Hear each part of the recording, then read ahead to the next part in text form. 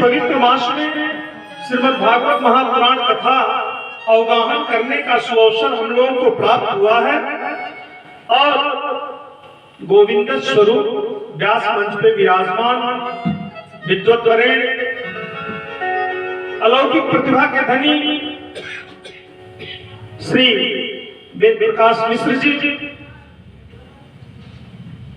मैं आपको बता दूं इनकी आभा प्रभा के विषय में वाणी गुणानुवाद नहीं कर सकती। कथा सुनने के बाद रोम रोम प्रफुल्लित और प्रसन्नचित रहता है।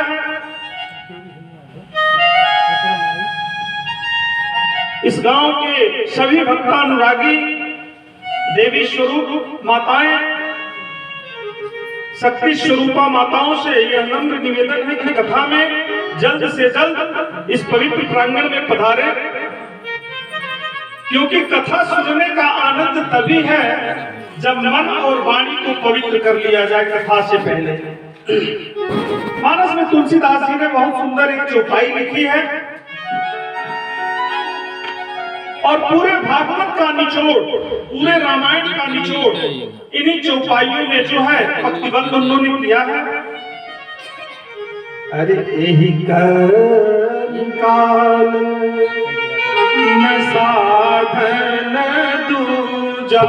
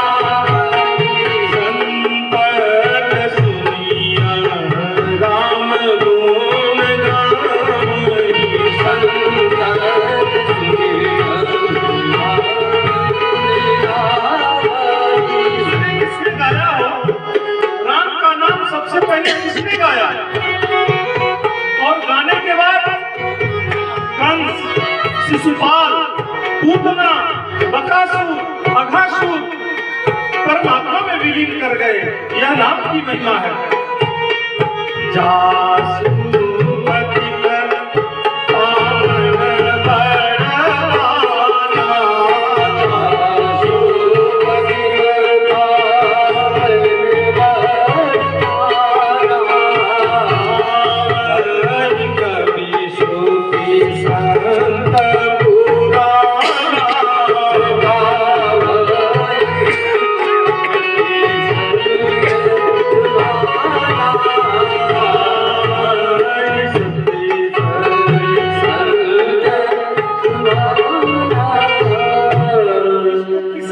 गाया और ये नाम सबसे पहले कहां से आया?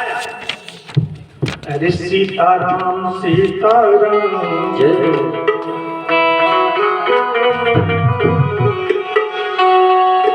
सीताराम सीताराम सीताराम जय सीताराम सीताराम सीताराम सीताराम जय सीताराम सीताराम सीताराम जय सीताराम सीताराम सीताराम सीताराम जय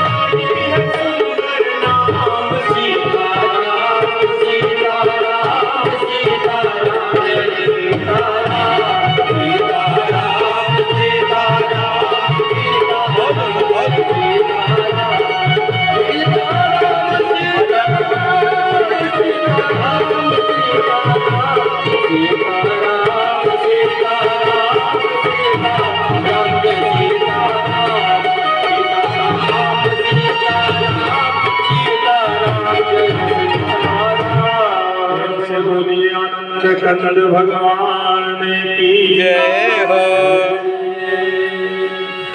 भाग्योदयेन बहुजन्म समर्जितेन शतसंगमं च लभते पुरुषो यदा वै। इतना बढ़िया सौभाग्य है कि बिल्कुल विष्णु स्वरूप हमारे छोटे भाई आशीष तिवारी जी, मनोज तिवारी जी व्यास मंच पे उपस्थित साक्षात विष्णु की मूर्ति, परम श्रद्धेय परम आदरणीय वेद प्रकाश मिश्र जी, मैं इन्हीं कड़ी में कथा से जोड़ते हुए चाहूंगा कि आदरणीय मौसा जी शशिकांत मिश्रा जी सपत्नी खड़े होकर महाराज जी का माल्यार्पण करें।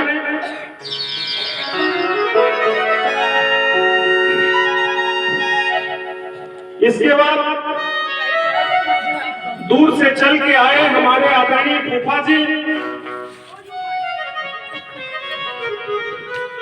पूर्व लेक्चरर केंद्रीय विद्यालय, मंच तक आवे, महाराज जी का माल्यार्पण करें।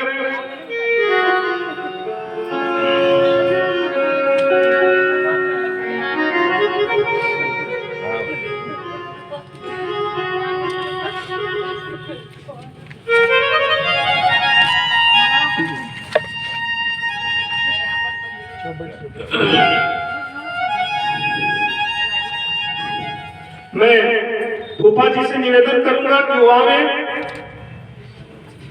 इसके बाद सुरेश भैया से मैं कहूंगा कि माता पिताजी को माल्यार्पण करें।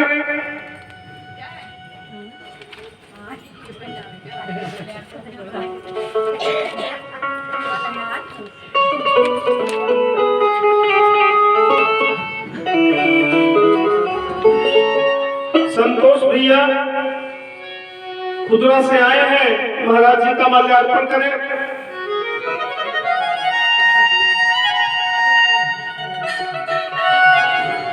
बहुवारा से आदरणीय हमारे चाचा जी आवे, महाराज जी का माल्यार्पण करें।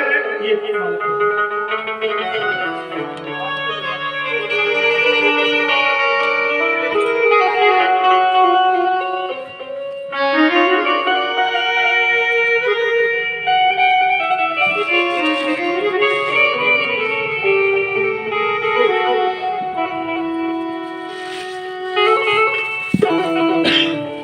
देखिए कितना सौभाग्य की बात है। आदरणीय मास्टर साहब जोगिंदर पांडे जी आवे व्यास मंच पे, हमारे व्यास जी का माल्यार्पण करें और संपूर्ण लाभ लें जीवन का, अपने जीवन को कृतार्थ करें। आदरणीय मास्टर साहब मंच पे आने की कृपा करें।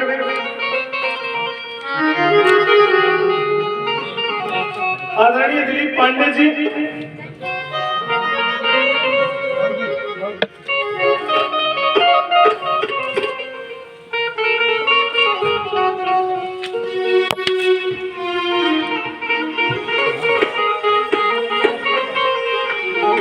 हमें माल्यार्पण करें मंच पर।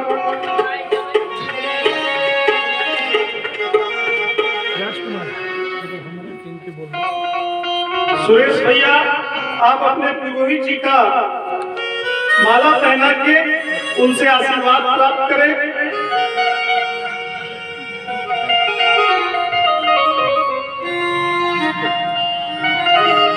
सीधे आप लोग कथा से जोड़िए, बीच बीच में भजन का रस्वास्वादन कराते रहेंगे हम लोग, क्योंकि समय हो गया है।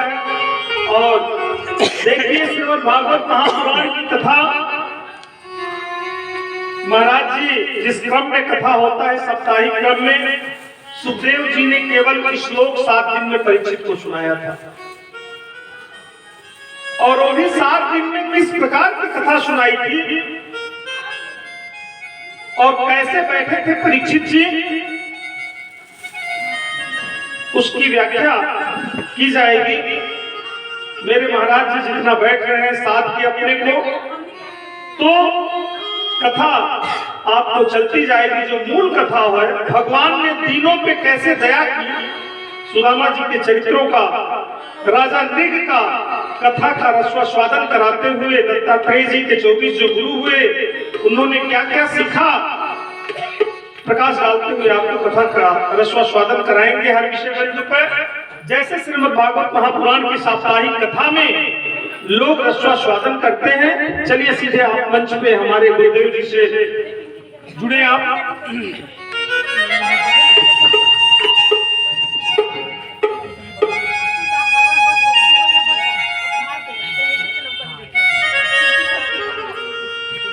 भगवान श्री राधा कृष्ण की वांगमयी मूर्ति श्रीमद् भागवत, जिसे हम सभी लोगों को संयुक्त रूप से श्रवण करने का सुअवसर प्राप्त हुआ, ऐसे पितृरूपी जनार्दन भगवान गदाधर जगन्नाथ जी के चरणों में हम सभी लोग वंदन अर्चन करते हैं। साथ ही साथ इस यज्ञ के आचार्यत्व कर रहे जौनपुर निभापुर की धरती से पधारे हुए महाराज श्री पूज्य गुरुदेव जी, चाहे कर्मकांड का विषय हो चाहे ज्योतिष का विषय हो, सारी क्रियाकलापों में आप दक्षता रखने वाले, आपके गुणानुवाद को कहने में अजीवा सक्षम नहीं है, पूज्य गुरुदेव जी के चरणों में हम वंदन अर्चन करते हैं। साथ ही साथ सहयोग खादर सहयोग खेल ख्याति सखा हमारे बचपन के मित्र आचार्य आशीष तिवारी जी के गुणानुवाद को कहने में जीवा सक्षम नहीं है। आचार्य जी के चरणों में मैं वंदन अर्चन करता हूँ। कोई कार्य सविध निर्विघ्नता पूर्वक संपन्न हो जाए उसमें यजमान की श्रद्धा प्रदान होती है। श्रद्धा सुमन लेकर मुख्य यजमान के रूप में श्रीकांत मिश्र जी, उनका पूरा परिवार, मैत्री गार्गी अनुसैया के पद चिन्हों पर चलने वाली सशक्त भारत की सशक्त नारियां, होनहार कर्णधार बालक वृंद, अभी तो मंच का संचालन कर रहे थे, उनके विषय में क्या कहूँ। हर नगमात ऊंचे कंठ से गाए नहीं जाते, जिगर के जख्म चौराहे पर दिखलाए नहीं जाते, जिन्हें देखा बेताब देखा बुर्ज में लगने को, लेकिन कहीं भी नींव के पत्थर पाए नहीं जाते। बड़ी सुंदर अच्छी नींव रखी कथा सुधा की भजन के माध्यम से, भागवत के गुणतम रहस्यों को जनमानस के मानस पटल पर मनीषा के में छाप छोड़ने वाले ही नहीं, बल्कि अजीवा आपके गुणानुवाद को कहने में सक्षम नहीं है। भैया बड़े भैया राजकुमार जी संगीत पे सहयोग कर रहे समस्त वाद्ययंत्र कलाकारों को भी इस मंच से वंदन अर्चन करता हूँ। बाबा जी के ही शब्दों में कि श्री राम मैं सब जग जानी और करहूँ प्रणाम जोर युग पानी। आइए कथा को आगे की ओर गति दें। सुखदेव बाबा जी से राजा परीक्षित जी प्रश्न करते हैं कि हे महाराज, सत्राजित किम करो ब्रह्मन् कृष्णस्य किल्बिषम् श्यामन्तकं कुतस्तस्य कस्मादत्तासु ते हरे। हे भगवान, रुक्मिणी जी के साथ भगवान का विवाह हुआ तो उसके बाद भी कोई विवाह हुआ।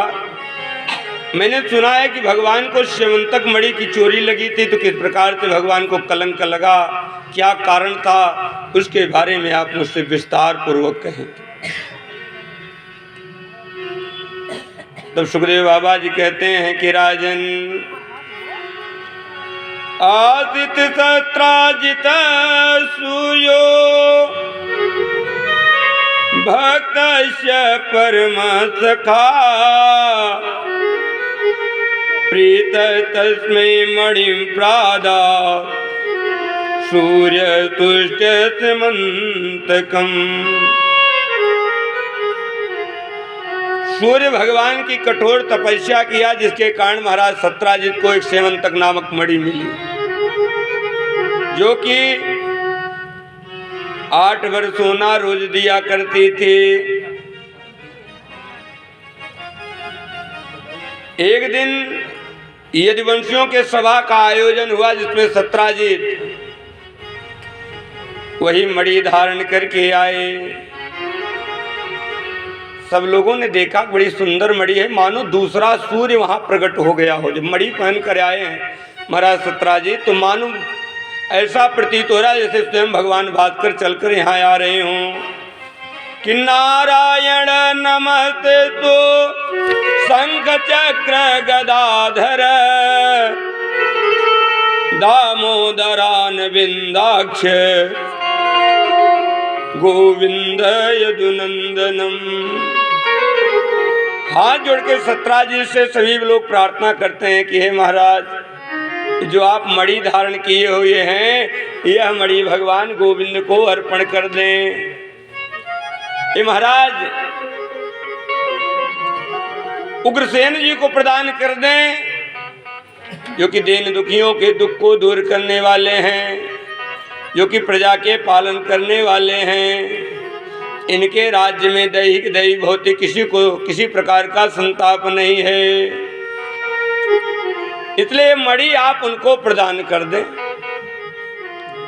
सत्राजित ने कहा कि महाराज, मैंने कठिन तपस्या करके मणि प्राप्त किया है, ये मणि मैं कैसे दे दूं? भगवान गोविंद की लीला।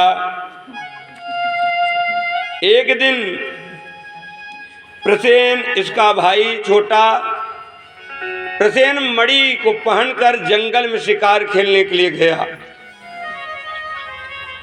तो वहां पर एक सिंह के द्वारा हताहत हुआ और मणि गुम हो गई। अब समाज में अब सूचना फैल गई कि भगवान कृष्ण ने गुप्तचरों से कहलवाया, लेकिन सत्राजित ने मणि नहीं दिया। तो भगवान गोविंद ने उसके भाई की हत्या करके मणि को ग्रहण कर लिया। बड़ी सुंदर कथा है। हमारे यहाँ एक भादों में शुक्ल पक्ष में जो चतुर्थी पड़ती है, उसे कलंकी चतुर्थी कहा जाता है। उस चंद्रमा का दर्शन करने के बाद मनुष्य को कलंक लगता है। ये कथा सुनने के बाद कलंक नहीं लगता है, कलंक समाप्त हो जाता है। लोगों ने, समाज के लोगों ने फिर कहना प्रारंभ किया, कहा ये बचपना ही चोर था, पहले माखन चुराता था, बड़ा हो गया तो मणि चुराने लग गया। जब भगवान गोविंद के कानों में पड़ी आवाज, भगवान गोविंद कुछ परिकरों को लेकर जंगल में जाते हैं। जंगल में गए, कुछ दूर जाने के बाद उनको अश्व पड़ा मरा हुआ मिला और आगे गए। सत्राजित की भी हत्या हो चुकी थी। खून के रंगों को देखते हुए आगे की ओर बढ़े। कुछ दूर जाने के बाद सिंह भी मरा पड़ा हुआ था और दूर गए तो एक रीछ के पदचिन्ह दिखाई पड़ रहे हैं, एक गुफा में जा रहा है। भगवान गोविंद परिकरों को बाहर रोककर गुफा में प्रवेश कर गए। मणि के प्रकाश से पूरी गुफा प्रकाशमय थी। भगवान गोविंद, जामवंत की पुत्री जामवती उसी मणि को लेकर खेल रही थी। भगवान गोविंद ने कहा, देवी मणि मुझे प्रदान कर दो। मारे क्रोध के मारे जामवंत खड़े हुए। भगवान गोविंद से कहा, ये मणि साधारण मणि नहीं है, मैंने अपनी पुत्री को दिया है, इसको आप ग्रहण नहीं कर सकते, इसके लिए तुमसे युद्ध करना पड़ेगा। जामवंत जी से भगवान गोविंद का 1-2 दिन युद्ध नहीं हुआ, 28 दिन तक घमासान युद्ध चला है। जब एक एक जोड़ों को भगवान ने तोड़ दिया, तब जामवंत जी को याद आया कि मुझे लगता है आराध्य देव भगवान राघवेंद्र सरकार अवतार धारण कर चुके हैं। भागवत की कथा तब तक जितने भी इसमें पात्र हैं वो रामचरितमानस के ही पात्र आए हुए हैं। लोग कहते हैं कि आप पंडित जी राम कथा भी कह देते हैं। आपको मालूम जितने भी इसमें पात्र हैं सब रामचरितमानस से द्वापर में आए हैं। जामवंत जी कौन है? त्रेता में भी थे। जब भगवान राम लंका पर विजय प्राप्त किए, पूछा जामवंत जी आप वृद्ध हैं, आप बताइए युद्ध हुआ? कहा अभी युद्ध कहाँ हुआ, अभी तो बच्चों का खेल चल रहा था। हम लोग 2.5 योद्धा थे, 2.5 योद्धा इकट्ठे नहीं हुए, अब तक तो केवल बच्चों का खेल हो रहा था, तभी युद्ध कहाँ हुआ।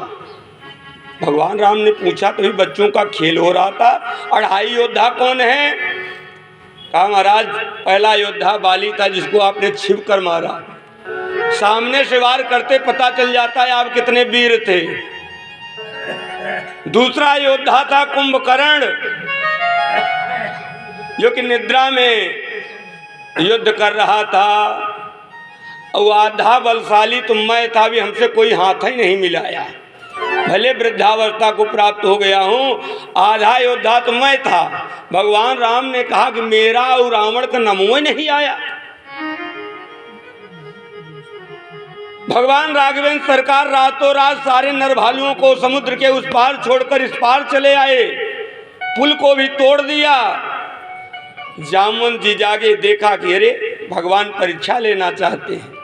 कहा नरभालुओं से जितने नरभालु हैं सब मेरे एक एक रोम में समाहित हो जाएं। एक एक रोम पकड़कर जितने नरभालु थे सब लग गए। जब जामुन जी ने वहां से छलांग लगाया, भगवान के सामने आकर गिरी। भगवान ने कहा धन्य हो जामुन, जब वृद्धावस्था में आपकी यह दशा है। जामुन जी ने कहा धन्यवाद में पहले हमारा आपका युद्ध होगा। भगवान ने कहा कि अभी मुझे मर्यादित कार्य करना है, इसमें मैं वृद्धजनों से युद्ध नहीं कर सकता हूं। आपकी मनसा मैं अवश्य पूरी करूंगा। कब? द्वापर में करूंगा।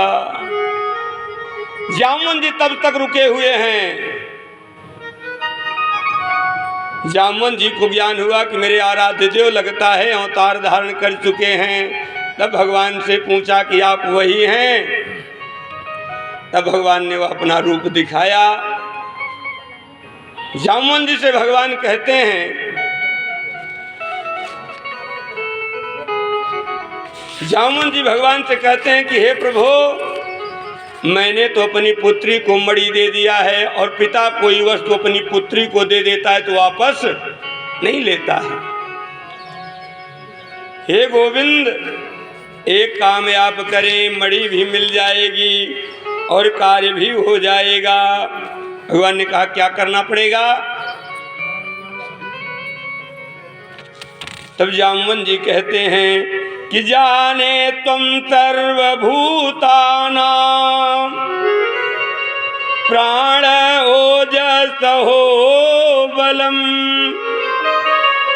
विष्णु पुराण पुरुषम प्रभु विष्णु धेश्वरम।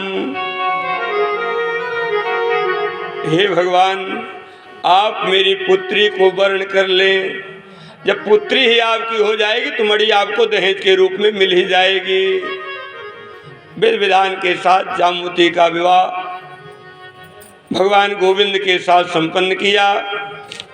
भगवान गोविंद मणि लेकर परिकरों के साथ वापस आए। सभा का आयोजन किया, बुलाकर सत्राजीत को दिया मणि। कहा मैं मणि की चोरी नहीं किया था। मणि के तौर पे, प्रमाण के तौर पर जामवती मेरे साथ आई हुई हैं। मणि इस प्रकार से आपकी गुम हुई थी। सत्राजीत जी बहुत लज्जित हुए और अपनी पुत्री सत्यभामा का विवाह उनके साथ संपन्न किया है। और मणि को ले आए, दहेज के रूप में देने लगे। भगवान गोविंद ने न कहा कि नहीं, यदि मैं मणि को ले लूंगा तो समाज यही कहेगा कि मणि के लिए घुमा फिरा के भगवान गोविंद ने मणि ले ही लिया। एक कार्य करो, मणि तुम अपने पास रखो, इससे जो सोना निकलता है वही तुम खजाने में ले आकर जमा कर दिया करो। इस प्रकार से भगवान के 3 विवाह हुए। आगे चलकर भगवान एक दिन भ्रमण करते हुए हस्तिनापुर पहुंचे। अर्जुन को साथ लेकर भगवान भ्रमण करते हुए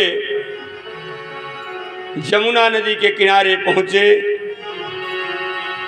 जब जमुना नदी के किनारे भगवान पहुंचे तो एक कन्या जो है ध्यान अवस्था में बैठी हुई है। भगवान गोविंद अर्जुन से कहते हैं, हे गांडू, हे पार्थ, एक कन्या एकांत में बैठकर क्या कर रही है? अर्जुन उस कन्या के पास जाते हैं और पूछते हैं कि हे देवी, तुम क्या कर रही हो?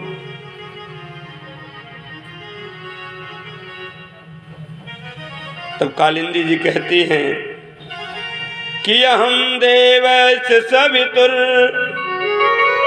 दुहितां पति में क्षति विष्णु वरेण्यं वरद तपः परम स्थिता। हे वीरपुत्र, मैं सूर्य की पुत्री हूँ और अपना पति ढूंढ रही हूँ। मैं भगवान गोविंद को पति रूप में प्राप्त करना चाहती हूँ, इसीलिए तपस्यारत हूँ। अर्जुन जी आए, कहा कि हे गोविंद, आपको पति रूप में प्राप्त करना चाहते हैं, आप इनका वर्णन करें। इस प्रकार से भगवान गोविंद ने कालिंदी के साथ विवाह किया है। 4 विवाह भगवान के हुए। आगे चलकर भगवान ने मित्रवृंदा से विवाह किया। मित्रवृंदा अर्वांत देश उज्जैन के राजा बिंद अनुबिंद ने अपनी बहन त्रिकेण को प्रदान किया है। स्वयंवर में मछली का भेद करने के कारण भगवान गोविंद ने मित्रवृंदा का वर्ण किया। आगे चलकर नग्नजीत की पुत्री सत्या का भगवान ने वर्ण किया है। जो 7 बैलों को एक साथ बांध दे, उसी के साथ सत्या का विवाह होगा। भगवान गोविंद गए हैं, 7 बैलों को एक साथ नाता है, फिर सत्या के साथ विवाह भगवान का हुआ है। लक्ष्य का भेद करने के कारण लक्ष्मणा के साथ भगवान का विवाह हुआ। इस प्रकार से 8 विवाह भगवान के, ये 8 पटरानियां भगवान की कही गई। श्रीधरी टीका में बताया गया कि भैस्मी जामवती भामा सत्या भद्रा च लक्ष्मणा कालिंदी मित्रवृंदा च चैतिष्ठु खट्महस्त्रियः। ये भगवान की 8 पटरानियां हुई। सुखदेव बाबा जी कहते हैं कि राजन, आगे चलकर भगवान ने 16,100 विवाह एक ही दिन में संपन्न किया। राजा परीक्षित जी अपने आसन से खड़े हो गए। कहा, बाबा, एक बार में इतनी सारी कन्याएं कहाँ से प्राप्त हो गई? एक बार में भगवान ने 16,100 विवाह कैसे किए? क्या कारण था भगवान ने इतनी कन्याओं का वर्ण किया? उसके बारे में आप मुझसे बतावें। तब सुखदेव जी कहते हैं कि राजन, इंद्रेण हत चंद्रेण हत कुंडलम बंधुना हतामराद्रियतानेन ज्ञापितो भौम चेष्टितः।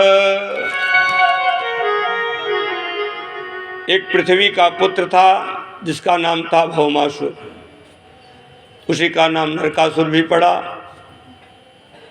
बड़ी सुंदर प्राग्ञ ज्योतिषपुर में पर्वतों के उच्च शिखर पर बड़ी सुंदर पुरी का निर्माण किया। 16,100 कन्याओं का अपहरण करके लिया गंधर्व लोक से। शास्त्रकारों ने बताया 16,100 जो गंधर्व कन्याएं थी, कौन थी? फिर आप जान लीजिए, जब तक रामचरितमानस नहीं पढ़ेंगे फिर आगे की कथा आप नहीं जान पाएंगे। जब भगवान राघवेंद्र सरकार ने रूप माधुर्य के द्वारा जनकपुर में जब गए हैं तो झरोके से जितनी देवियां देखती हैं सब भगवान राम को वर्ण करना चाहती हैं। लेकिन इस बार भगवान राघवेंद्र सरकार को मर्यादित कार्य करना था। इसके कारण भगवान ने सबको वर्ण नहीं कर पाया, लेकिन सबको ढांढ दिया, घबराना नहीं। त्रेता में मैं सबका वर्ण करूंगा। शास्त्रकारों ने बताया कि वही 16,100 कन्याओं के रूप में अवतरित हुई। भगवान गोविंद जब 16,100 गंधर्व कन्याएं जेल खाने में बंद हैं भौमासुर के, तो भागवत का बड़ा सुंदर मंत्र है जो जेल खाने में बंद हो, इस मंत्र का जप करे तो अवश्य जेल खाने से मुक्ति मिल सकती है। किसी को किसी प्रकार का शारीरिक कष्ट हो, धन की हानि परिवार में होती हो, तो बड़ा सुंदर मंत्र है भागवत का, इसका जप करने से सारे कलेश दूर हो जाते हैं। जेल खाने में इस मंत्र का जप कौन कर रहे हैं? 16,100 गंधर्व कन्याएं जप कर रही हैं जेल खाने से मुक्ति के लिए भगवान गोविंद के। कि कृष्णाय वासुदेवाय हरये परमात्मने प्रणत कलेश नाशाय गोविंदाय नमो नमः। इस मंत्र का मनुष्य जाप करता रहे तो प्रणेत कलेश नाता है, भगवान के जो भी आपके कलेश हैं सारे कलेश दूर हो जाते हैं, चाहे वो शारीरिक कष्ट हो चाहे आर्थिक तंगी हो, सब दूर हो जाएगा इस मंत्र का केवल मनुष्य प्रत्येक दिन जप करता रहे। मंत्र का जप किया तो नारद बाबा पधारे कहाँ? द्वारिकापुरी में बीड़ा बजाते हुए नारद बाबा आए। भगवान गोविंद से कहा कि हे गोविंद, 16,108 गंधर्व कन्याएं जेल खाने से मुक्ति के लिए आपसे प्रार्थना कर रही हैं, आप उनको कारागार से मुक्त करें। भगवान अकेले नहीं गए, अकेले गए होते और इतनी पत्नियों को ले आते तो एक भी पत्नी साथ रहने के लिए तैयार न होती, लेकिन भगवान गोविंद अपने साथ जाते समय सत्यभामा जी को साथ लेकर के गए। सत्यभामा जी को साथ लेकर भगवान गोविंद चले तो सबसे पहले रास्ते में जो दरवाजे पर नियुक्त किया गया था कोई महल में प्रवेश न कर पावे, उसका नाम था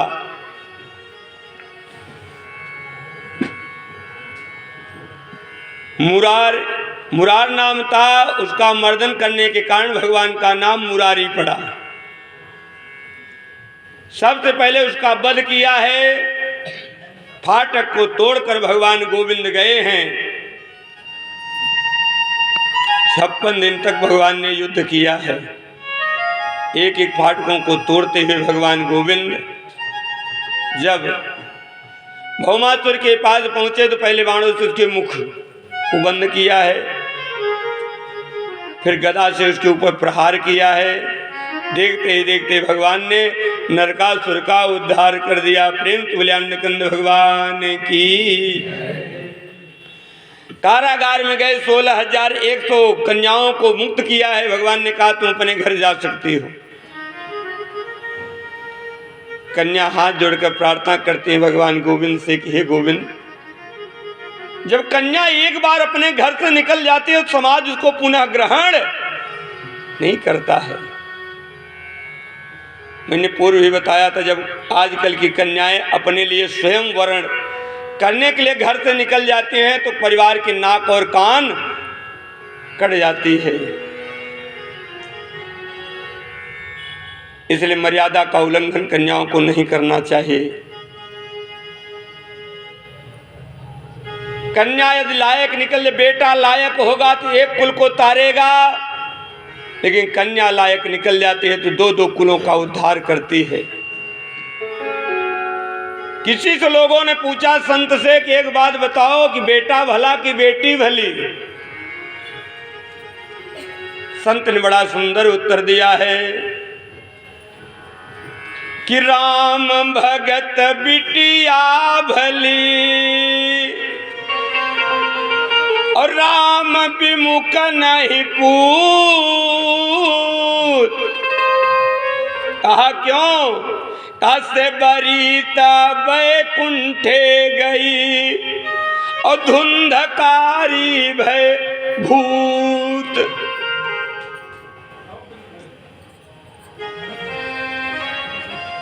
बच्चों के अच्छे अच्छे संस्कार देने चाहिए। कन्याएं हाथ जोड़कर भगवान गोविंद से प्रार्थना करती हैं कि हे गोविंद, अब समाज मुझको ग्रहण नहीं करेगा, इसलिए आप मुझे वर्ण करें। अब हम कित अपने प्राणों को त्याग देंगे यदि आप मुझे वर्ण नहीं करेंगे। सत्यभामा जी ने कहा, गोविंद अभी कहाँ जाएंगे, ले चलिए द्वारिकापुरी। इस प्रकार से भगवान के 16,108 विवाह हुए हैं। 16,108 विवाह में हर स्त्री से 10-10 पुत्र, एक पुत्री हुई है। कल्पना कीजिए भगवान का कितना बड़ा परिवार है। आजकल के इलेक्शन का चुनाव रहता तो भगवान कुल इलेक्शन जीत लेते। भगवान का कितना विशालकाय परिवार है। 16,108 रानियों को 10-10 पुत्र, एक कन्याएं उत्पन्न हुई हैं। सबका नामकरण हुआ है। सबसे पहले जब रुक्मणी जी को पुत्र रत्न की प्राप्ति हुई, भगवान गोविंद की लीला, उसी समय संभासुर भेष बदल कर आया और प्रद्युम्न का अपहरण कर ले गया। ले जाता है और समुद्र में उनको छोड़ देता है। भगवान गोविंद की लीला, जाको राखे साइया मार सके ना कोई। जिसकी रक्षा भगवान स्वयं कर रहे हों, एक मछली उस बालक को निगल जाती है। मछुआरों ने मछली को पकड़ा। कुछ समय व्यतीत होने के बाद मछली को पकड़ने के बाद ले जाते हैं और महाराज संभासुर जी को भेंट स्वरूप देते हैं। जब भेंट स्वरूप दिया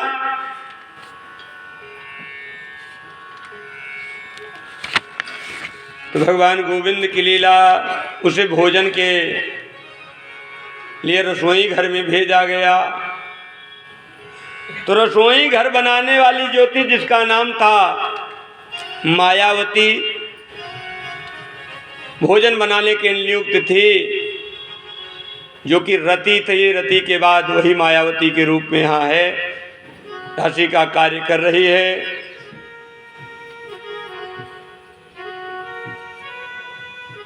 भगवान की लीला, जब मायावती ने उस मछली को काटा है तो उसके पेट में छोटा सा बालक निकला। देखती है तो मानो उसका साक्षात पति कामदेव ही आज प्रद्युम्न के रूप में अवतरित हुए हैं। क्योंकि जब जन कल्याण के लिए भगवान शंकर को जगाने के लिए कामदेव जी ने काम का बाण जब भगवान शिव के ऊपर प्रयोग किया, तब भगवान शंकर ने अपना तीसरा नेत्र खोल देते हैं, वहीं कामदेव समाप्त हो जाते हैं। कामदेव जी को भस्म किया। लोगों ने कहा जन कल्याण के लिए कामदेव जी ने ऐसा कृत्य किया था। रति बार बार भगवान से जब विलाप करने लगी, तब भगवान शंकर ने आशीर्वाद दिया कि जब यदुवंश कृष्ण अवतारा, हुई है हरण महामहिभारा, और कृष्ण तनय हुई है पति तोरा, और बचन अन्यथा होई न मोरा। भगवान के कृष्ण के जो अवतार धारण करेंगे, उनका जो प्रथम पुत्र होगा वही तुम्हारा पति होगा। लालन पालन बालक का कर रही है। सिद्धियां होने के कारण बालक का लालन पालन कर रहे, लेकिन मातृत्व भाव से नहीं, एक पत्नी जैसे पति का लालन पालन करती उस भाव से कर रही है। प्रद्युम्न जब कुछ बड़े हुए तो पूछा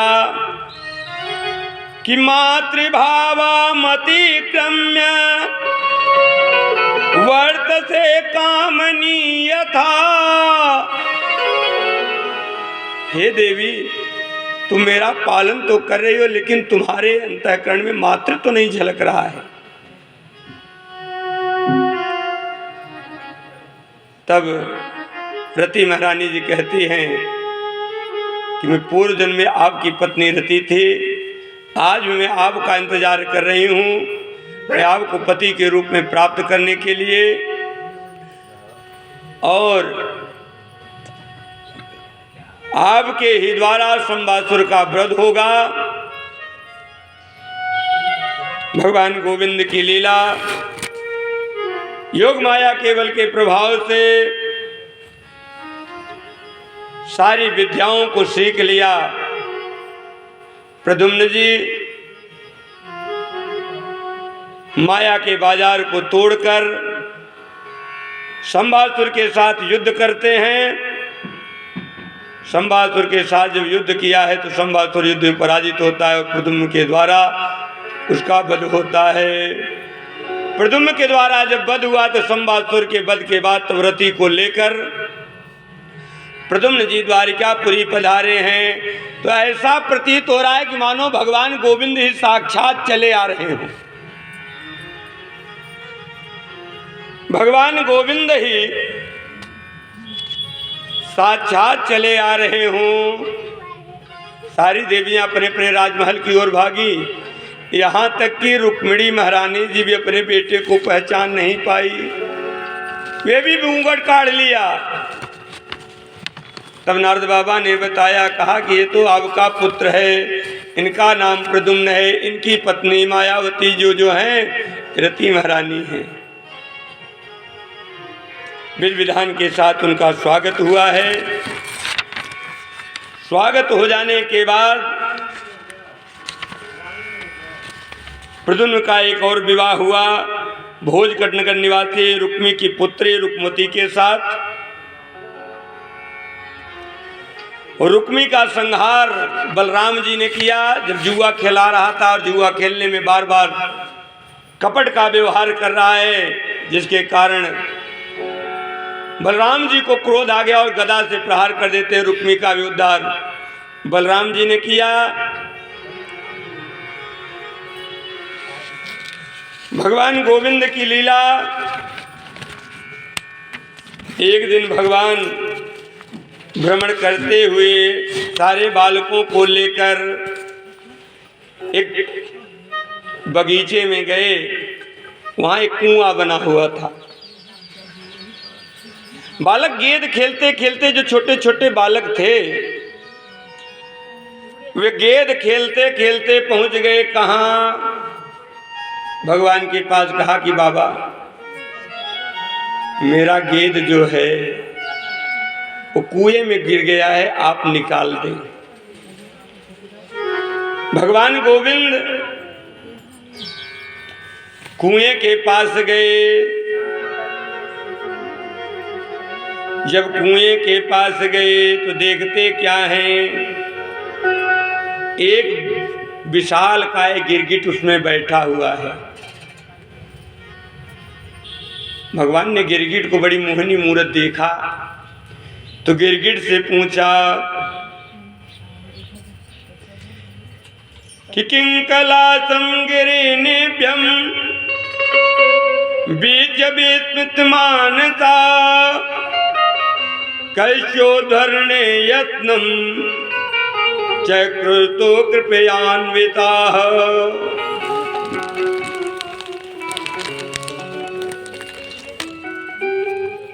हे भगवान, बाबूजी कल हम मुड़िया पटक के जाए। आप इस गिरगिट के वन में पड़े हुए हैं, आप कौन हैं? तब गिरगिट यौन में पड़ा हुआ वह सुंदर रूप को धारण किया भगवान के स्पर्श करने मात्र से, और हाथ जोड़कर भगवान से कहता है किन्नृगो नाम नरेंद्रो हम मेत्वा कुन्तय प्रभो दानेश्वाक्यामि मानुषे यदि ते कर्णमस्पृहम्। हे प्रभु, मैं इच्छाकु पुत्र निग नामक राजा हूँ। दानियों में मेरी गणना बड़ी ऊंची होती है।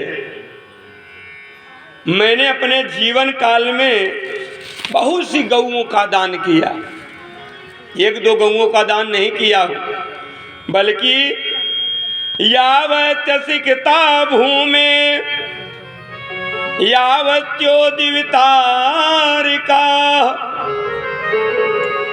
यावत्यो वर्तधाराश्च तावतीर्ददात्मगा। हे राजन, मैंने आकाश में जितने तारे हों उतनी गायें, या यूं कहें जितनी आकाश से बूंदें धरती पर गिरती हैं उतनी गायें मैंने दान किया है। भगवान ने कहा तो वैसी वैसी गाय दान किया होता जिसके कारण जो बूढ़ी रही होंगी, जो सींग वाली ज्यादा रही होंगी, जो दूध देने लायक न रही होंगी। हमारे यहाँ समस्या जटिल। हर व्यक्ति को अपने जीवन काल में एक गोदान अवश्य करना चाहिए। बिना गोदान के मनुष्य का कल्याण नहीं हो सकता है। हर व्यक्ति को अपने जीवन काल में वैसे तो बताए गए 8 महादान देने चाहिए। 8 महादान नहीं देते हैं तो अपने जीवन काल में हर व्यक्ति को एक गोदान अवश्य देना चाहिए। ऐसा गोदान न दें कि माताएं जाती हैं माघ मेला में स्नान करती हैं, गाय में 500 रुपया खाते में नहीं 5 रुपये महाराज संकल्प पढ़ा। अपने जीवन काल में एक सुंदर दूध देने वाली गऊ हर व्यक्ति को दान करना चाहिए। राजा नृग जी कहते हैं कि मैंने ऐसी वैसी गऊओं का दान नहीं किया, बल्कि कैचिदित्म कैचैवा भल्टा गोमर गोधने संपृक्ता विदुषां सा च मया दतां द्विजाते। हे प्रभु, मैंने सुंदर सुंदर गायें जिनको वस्त्र आभूषणों से विभूषित करके सोने के सींग मुड़वा के खुर बनवा कर दोहनी पात्र के साथ मैंने दान किया महाराज। तो कहा आप गिरगिट योनि में कैसे पहुंच गए जब आप इतने दान दाता थे? तो दान दे के पसराए तो नहीं। राजा ने कहा दान देकर मैं पछताया नहीं। एक दिन मुझसे एक भूल हो गई। एक भूल क्या हो गई? कहा कि मैंने एक गोदान दिया, एक ब्राह्मण उस गाय को लेकर के चला। दैयो गति वो ब्राह्मण के हाथ से उसके घर से वो गाय भाग कर चली आई, और आई तो आई कहाँ? मेरे ही गौशाला में आकर खड़ी हो गई। और अगले दिन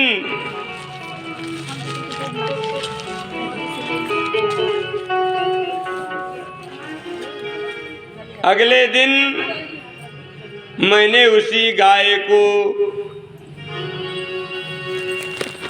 दूसरे ब्राह्मण को दान कर दिया। ब्राह्मण इधर से गाय को लेकर के चला और उधर से वो ब्राह्मण अपनी गाय खोजते खोजते आ रहा था। देखा, कहा ये मेरी गाय है। उसने कहा नहीं, ये गाय मुझे राजा ने दान दिया है। दोनों ब्राह्मण आपस में लड़ने लगे, झगड़ने लगे। झगड़ते झगड़ते मेरे पास आए। मैंने कहा कि आप लोग गाय के लिए क्यों झगड़ा कर रहे हैं? एक नहीं 1000 गाय उसके बदले में आप मुझसे ले लें। आप लोग झगड़ा न करें।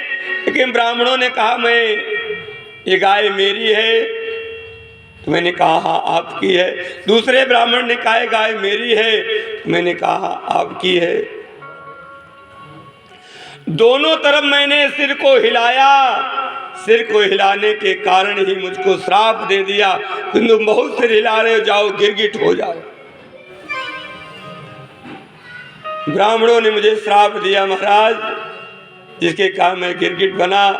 लेकिन जो मैंने दान पुण्य किया था उसके प्रभाव से मुझे आशीर्वाद मिला कि तुमको भगवान गोविंद का साक्षात्कार होगा, तुम्हारे पास भगवान गोविंद स्वयं चल कर के आएंगे।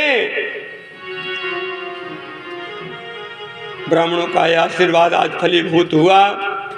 हे भगवान, आप मेरे पास से आए। नृग जी भगवान की स्तुति गाते हैं कि देव देव जगन्नाथ गोविंद पुरुषोत्तम नारायण हृषिकेश पूर्ण श्लोक तुतावय नमस्ते सर्वभावाय ब्रह्मणे नक्तशक्तये कृष्णाय वासुदेवाय योगानां पतये नमः।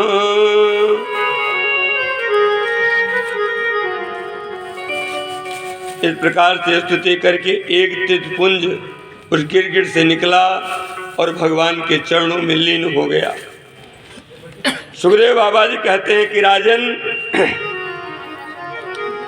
आगे चलकर भगवान ने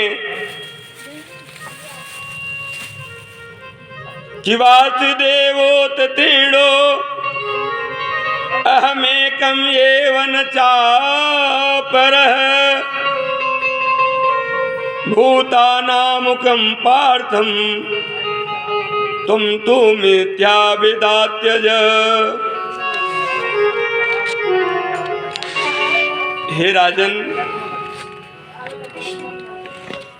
आगे चलकर पौंडरिक हुए जो काशीराज स्वयं को ही वसुदेव कहते, वसुदेव का रूप धारण कर लिए थे। काठ की 4 भुजा भी बनवा लिए थे, काठ के ही शंख और चक्र भी बनवा लिए थे। लोगों से कहा करते थे कि अब मुझको ही वासुदेव जानो, अब मैं ही वासुदेव हूं,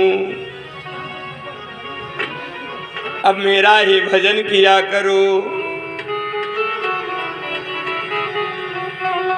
वो जो द्वारिका में बैठा हुआ नकली वासुदेव असली वासुदेव तो मैं हूं।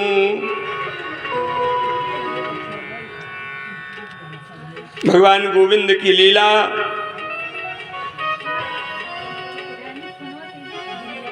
भगवान गोविंद एक दिन पधारे और देखते ही देखते भगवान ने पुंडरीक का भी उद्धार किया। प्रेम तुल्यांद कंद भगवान की जय। उसके बाद एक दिन नारद बाबा आए भ्रमण करते हुए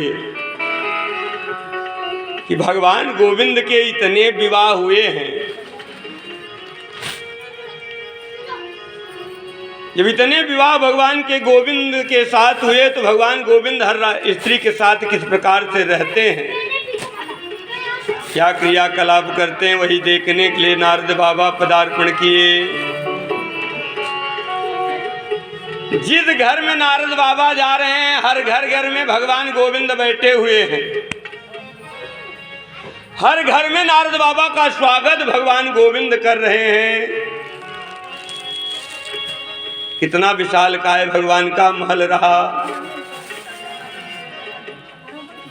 16,108 पटरानियों के महल में नारद बाबा गए हैं। हर दरवाजे पर भगवान गोविंद खड़े हुए मिल रहे हैं। भगवान गोविंद की लीला। नारद बाबा प्रसन्न चित्त हुए, गए सबसे पहले बड़ी महारानी के पास, सत्यभामा जी के पास गए। कहा देवी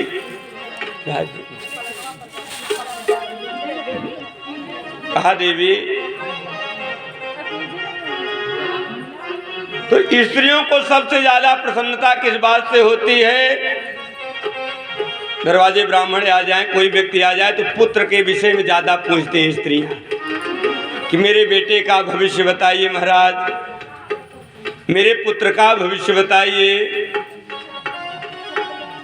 देखिए भगवान की तौल होने के लिए जा रही है। भगवान, अभी कार्तिक का महीना बीता, 1 महीने लोग तुलसी की पूजा करते हैं। तुलसी महारानी का कितना बड़ा महात्म है, नारद बाबा दर्शाते हैं।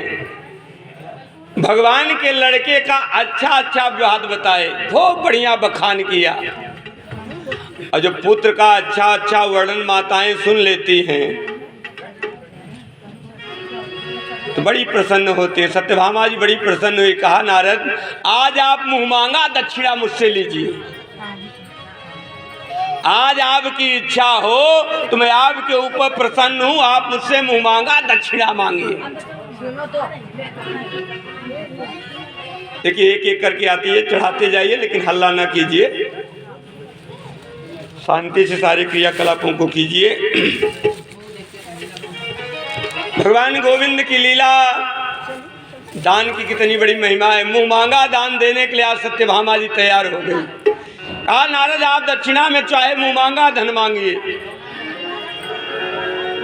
नारद जी ने कहा आप मुँह मांगा दक्षिणा देना चाहती हैं तो एक काम कीजिए, और कुछ दक्षिणा नहीं चाहिए, गोविंद मुझको दे दीजिए।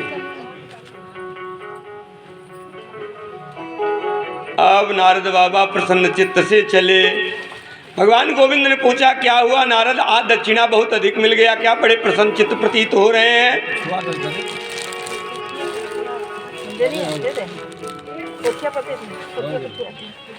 कि गोविंद जय गोपाल जय जय गोविंद जय जय गोपाल जय जय गोविंद जय जय गोपाल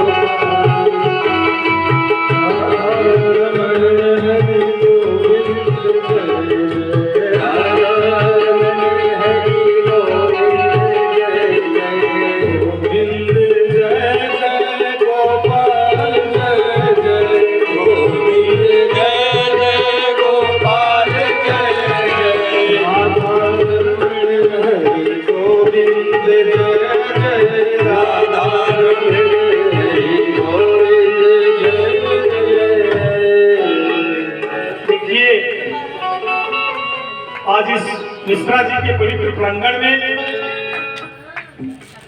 उनकी महती कृपा है, किनकी, जिनका भी हम नाम रखने वाले हैं। हमारे क्षेत्र के नवरत्नों में से एक गदाईपुर के हमारे विद्वत वरेण्य सर्वानंद भैया जी यहाँ पे उपस्थित है।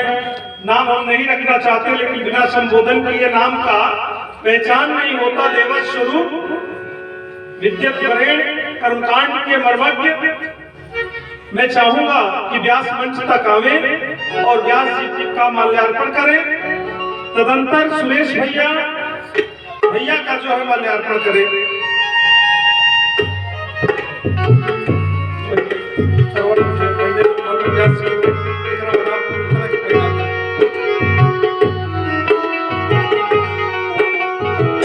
इनकी सरलता मधुरता अभी चाहिए, पहले व्यास मंच को पहना लेना।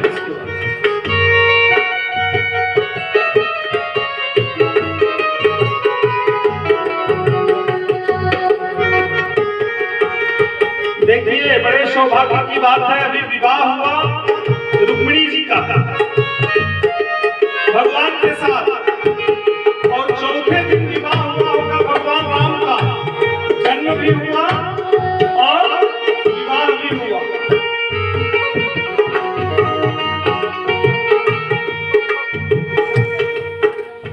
कैसे भगवान राम ससुराल में गए हैं और उस भगवान का हम लोग गुणानुवाद कर रहे हैं।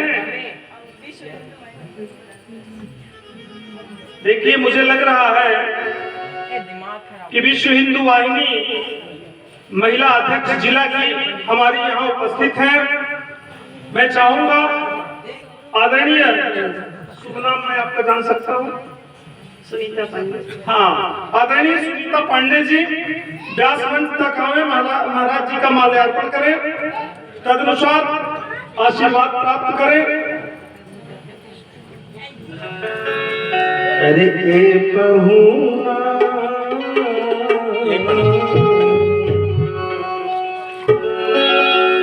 अरे ए पहुना मिथिले मेरा होना, अरे पहुना मिथिले मेरा होना, अरे पहुना मिथिले मेरा होना, अरे पहुना। लक्ष्मण जी कह रहे हैं कि पहुना काहे को मिथिला में रहेंगे, भैया को रहना है रहे, हम लोग नहीं रहेंगे। तो वहां की देवियां क्या कह रही हैं? चौने सुखवार ससुरारी में, चौने सुखवार ससुरारी में, सुखवार पहुना मिथिले मेरा होना,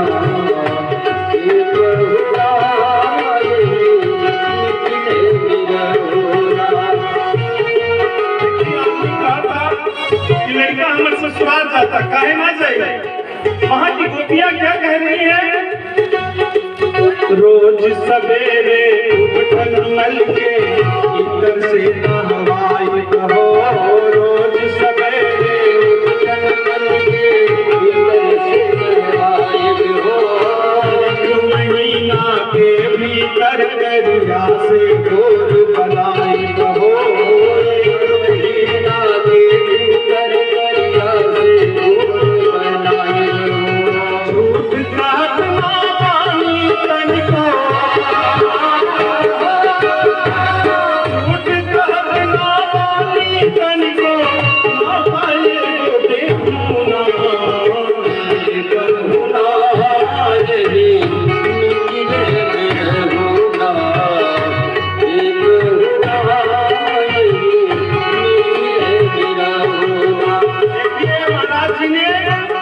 राजा नृत्य की कथा सुनाया।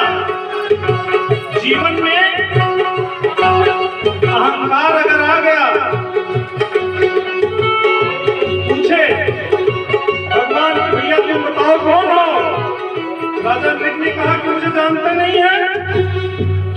जहां दान की बात आती है उसमें मैं अग्रणीय रहता हूं, मेरा नाम राजा की तरह लोग नृत्य कहते हैं। और उनकी क्या स्थिति हुई, तो जीवन का मूल मैं आपको बता दूं कि भगवान से रिश्ता जोड़ लीजिए। अब प्रभु की कितनी आदर हो रही है, कितना भाव हो रहा है। जान सुख ससुरारी में, जान सुख ससुरारी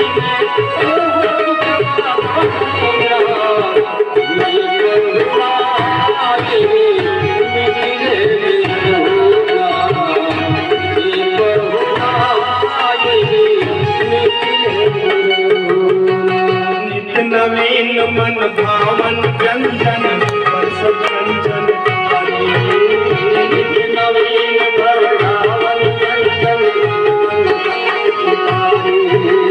स्वाद भोग बढ़ जाई, सुन सारी सरहद के नारी।